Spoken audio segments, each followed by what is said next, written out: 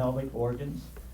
This is the real deal. This is a laparoscopic view. So a camera's been put into the pelvic cavity and we're looking down in there. But I think it's better to start with something like this. This is from your textbook. This is, not sure actually where this came from.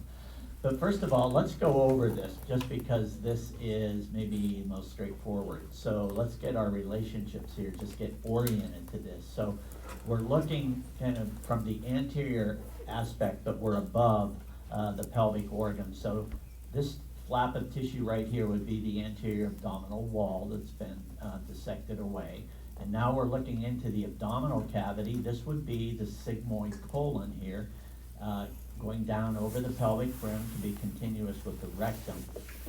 Here would be the abdominal aorta, ending right here by dividing into common iliac arteries, and then they're going to go along this way.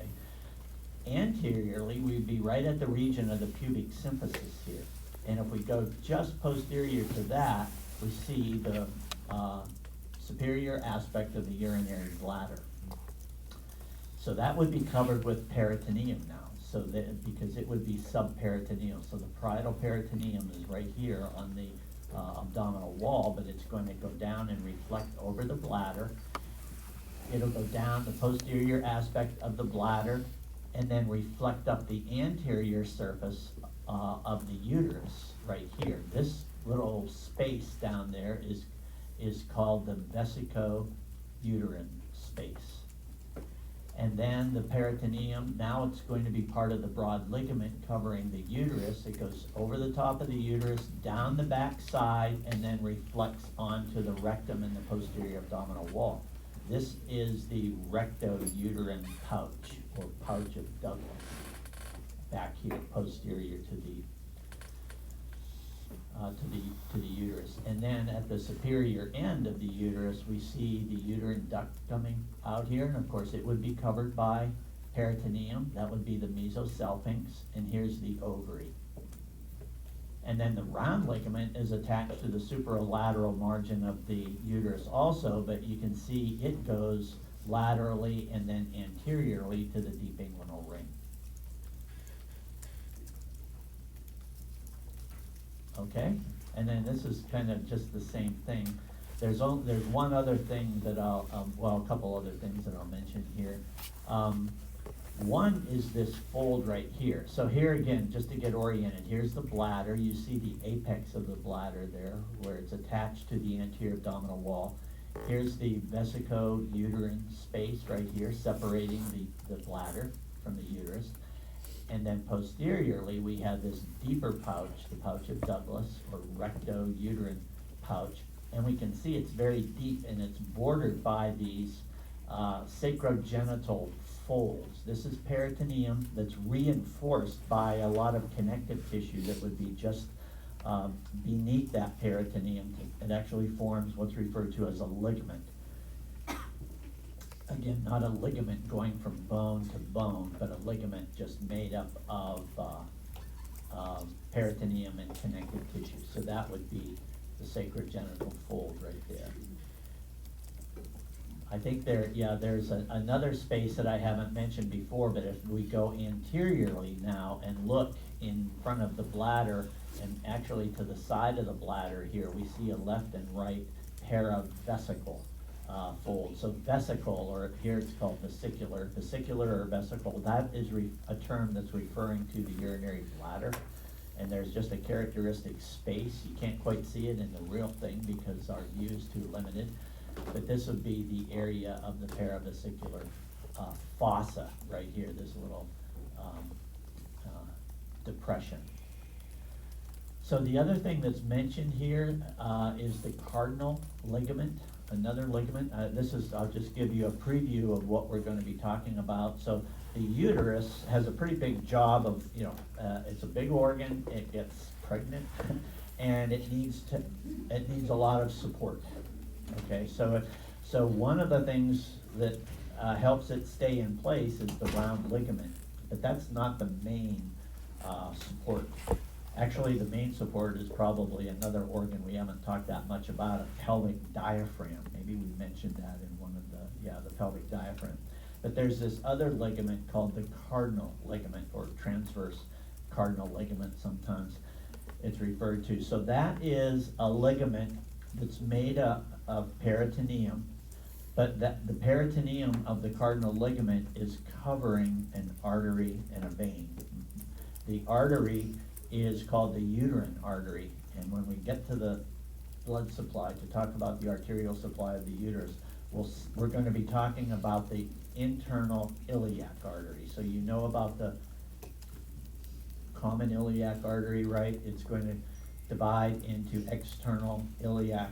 That goes on to become the femoral artery. The internal iliac artery is going to spill down over the pelvic brim and give off a profusion of branches, a whole bunch of branches.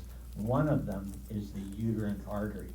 So it originates on the lateral wall of the pelvis and then runs medially in the cardinal ligament. It's actually an important component of the cardinal ligament, reaches the uterus and then supplies a rich capillary bed in the uterine wall.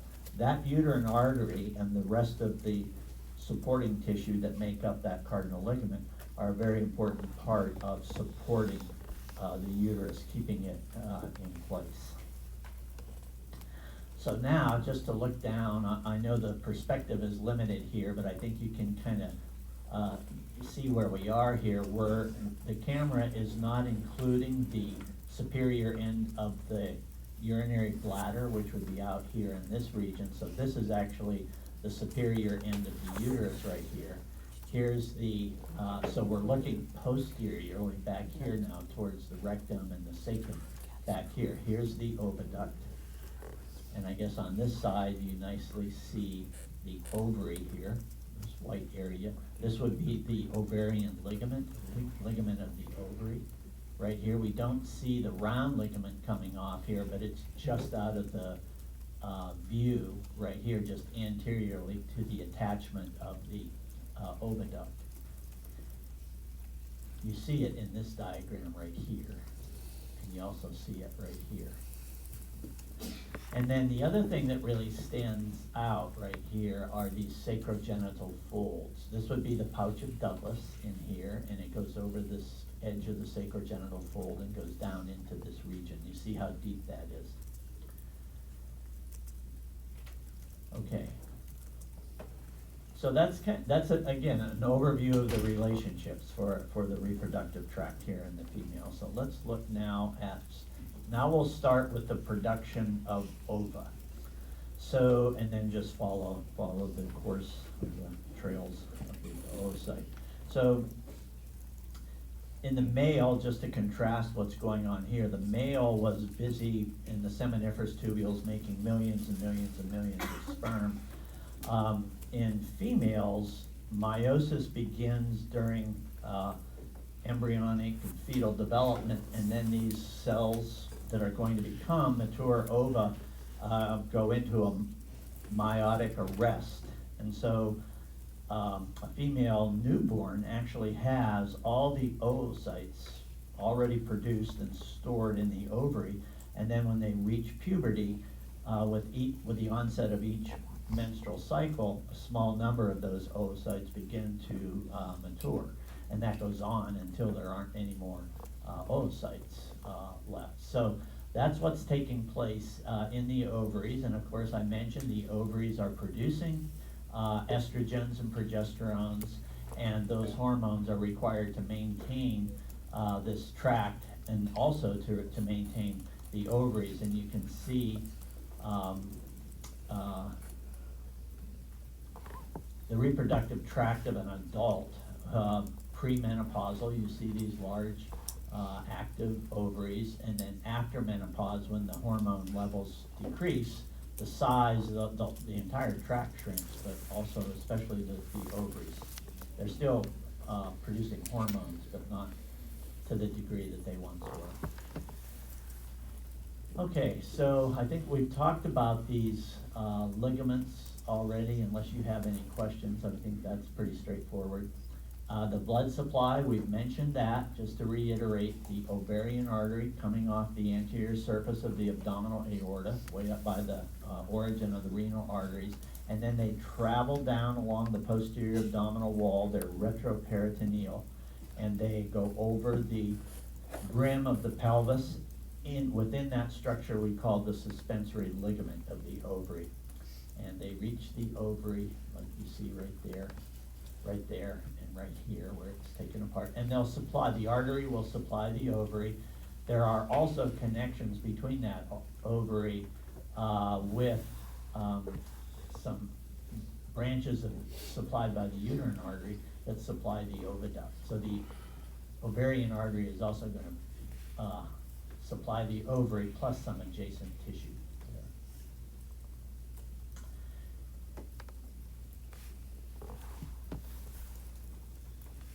I guess in this diagram right here, you do see the suspensory ligament, the ovarian artery coming down through here. It has a close relationship with the ureter over here. But I think there's nothing new there.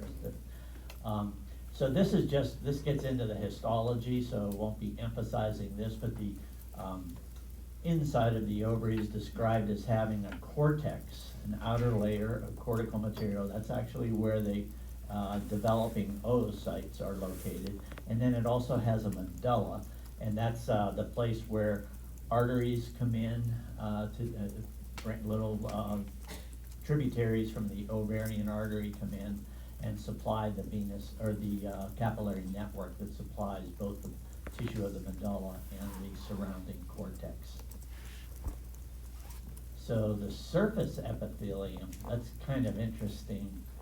There is, of course, a single layer of epithelial cells surrounding the ovary. That would be part of the broad ligament. That would be the mesovarium. So in the old days, a long time ago, that epithelial layer was called the germinative layer, or germinal layer. You see because it was thought that those cells actually gave rise to the oocytes. Now we know better, but the name has stuck, so it's sometimes referred to as germinal epithelium, but all it is that peritoneum that makes up part of the broad ligament. And then here you see some of the oocytes that most of them are at rest. Some of them are beginning to grow and form what's called a follicle. So there'd be the oocyte on that little stalk right there, and the rest of these cells are just basically supporting cells. When that oocyte reaches maturity, and right in the middle of the menstrual cycle, it literally, this follicle literally moves to the surface of the cortex of the ovary and breaks its way out of the ovary directly into the peritoneal cavity. And when that happens, then the oviduct is nearby, and we'll talk about this in a little bit, but it has these fingers or fronds, fimbria they're called, that have cilia on them. We don't see the cilia in the picture, they're too small for this resolution here, but there are cilia that create currents of the peritoneal fluid, and the oocyte is going to then be swept from the cavity here that it was shed into this initial segment of the uterine tube. So the other thing that this inset right here is just indicating some of the issues that can occur with this ovary, and one is torsion. So you have this suspensory ligament that's kind of floppy, and there are times that can undergo torsion, and actually when that happens, it can constrict the blood supply to the ovary. That can also happen with this proper ligament of the ovary, but yes. So when it comes to things like ovarian cyst or ovarian cancer, what is the source of that? So I can't give medical advice here, but I think a lot of the cysts have to do with these follicles that just, for whatever reason, and instead of doing what they're supposed to do, they just fill up with fluid. And then ovarian cancer, that does, I know, like, can say for sure, but this is, again, not medical advice, but that would not include the oocyte. So it could be some of those follicular cells that are associated with these developing follicles right here. So there's the oocyte surrounded by nurse cells, and then all the space is filled with follicular fluid. So it's kind of like a normal little cyst. But then the surrounding cells are called follicle cells, and I think at times those cells can become malignant. Some of these other structures, like right here, I'm not gonna talk about that. That's just a remnant of the embryological development, and whoever talks to you about embryology will probably speak to that, but we don't need to. This is just an ultrasound image then. This is the ovary, and we can see several follicles that have formed. I'm not sure, this might even be an example of ovarian cysts right here. This looks like there are just too many follicles there to be normal, but I'm not sure. Okay, so there's the ovary. I think we've covered all of that. So the uterine tube. So now we've released the oocyte from the ovary. It has been swept up. It goes directly into what is in fact the peritoneal cavity. So it's going to be swept from the cavity into this initial segment of the oviduct. And we give lots of names, 4 different names to this short little tube. So we have, first of all, the fimbria at the distal end right here, the fimbria that are associated with the infundibulum. The infundibulum is the wide part, or like the end of the trumpet, the bell of the trumpet right here. So this area would be the infundibulum. And then you go into, from the infundibulum, you go into this wider part, which will be referred to, maybe this will be a little bit familiar, the ampulla. So we've talked about ampullas in a couple of other places where it's just a bigger space, a wider space. And so this is the ampulla that then narrows to the isthmus in this region as we approach the uterus itself. And then the 4th part is this part, the uterine portion or intramural portion within the wall of the uterus. It's just going through the wall of the uterus. That would allow the oocyte then to exit the uterine tube and go into the lumen of the uterus here. So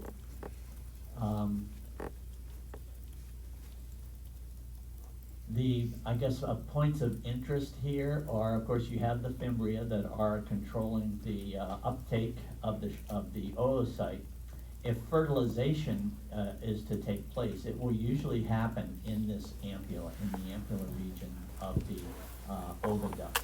So sperm cells, which would be deposited in the vaginal canal, they don't swim, but they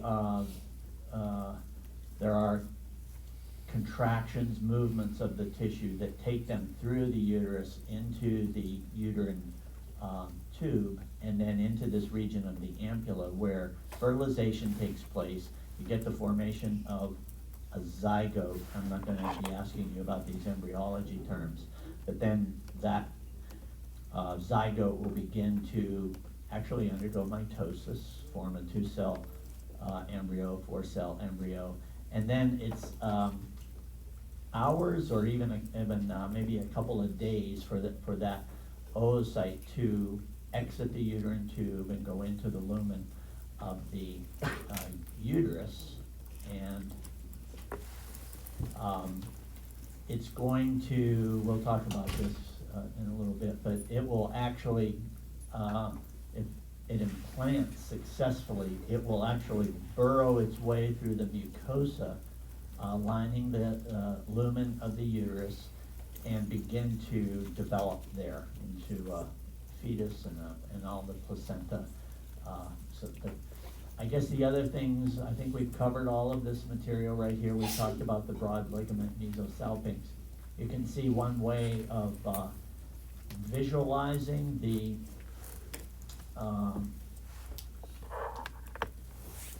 whether or not the uterine tube is opened, or if it is restricted, or if you had something like an infection, for example, that could cause adhesions and a person can't become pregnant, this is one way that the uterine tubes can be visualized. So there's a catheter put into the vaginal canal, and this radio opaque dye, you can see here, this is filling the uterus. But then you can see each of the uterine tubes here. And if dye, this radio contrast material, leaks out into the peritoneal cavity, you assume then that fluid is able to traverse the entire extent of the uterine tube. And if that happens, then you would think an oocyte could go the other way, going from the ovary down the uterine tube to the uterus. The other thing that is of interest here is the phenomenon of ectopic pregnancy. So normally, the oocyte will be fertilized in the ampulla of the uterine tube. It will go through the rest of the extent of the uterine tube, enter the lumen of the uterus, and implant into the wall of the uterus. Sometimes that process doesn't go according to plan. So you end up with a fertilized egg that will try to implant somewhere along in the epithelium of the uterine tube itself. That will eventually become known because there'll be stretching of the uterine tube, and these organs, except for the uterus, I guess, but they don't like to be stretched. And the uterine tube wall can't accommodate a growing embryo, so it would eventually rupture. There would be bleeding that would be unexpected and of concern. The other thing that can happen is the oocyte, rather than being taken up normally by the fimbria of the oviduct, it misses its target, and the oocyte just goes off into the peritoneal cavity. It won't immediately stop growing, because what it needs to grow, it just brings with it for a while, at least for the earliest stages.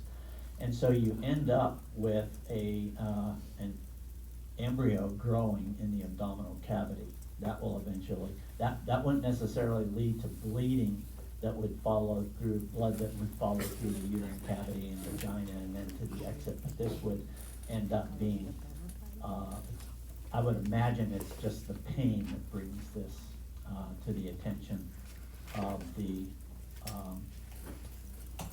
mother and physician. Okay? Almost to the end here. Okay, so the uterus itself, we've mentioned that many times. We know its connection to the uterine tube. We know about the proper ovarian ligament, attaching the ligament directly to the uterus. We know it's continuous with the vaginal canal, but you can see it is has a very thick wall. And we refer to several parts of the uterus, and of course we do, because we're anatomists and we name things, I guess. So we have a fundus, this top rounded region of the uterus. This is the fundus. That is part also of the body, which the body of the uterus goes all the way down to this narrowing right here. It's like a waist. So this is the body. The narrowed part right here is referred to as the isthmus. And then from the isthmus, inferiorly here, this region is referred to as the cervix. So the cervix is a part of the uterus, but it's this narrow part inferiorly, and then it protrudes into the vaginal canal. So the uterine cavity here is continuous with the cervical canal right here. And if we look right here, that this part of the cervix that's projecting into the vaginal canal, the opening between the cervical canal and the vaginal canal is referred to as the external os. External os. So we have the external os, the cervical canal, and then right at the level of the isthmus right here, we have a spot where the uterine lumen is continuous with the cervical canal. That region is referred to as the internal os. So, should we take our break here? Yeah, okay. And then so I'm not finished with this yet, I'll go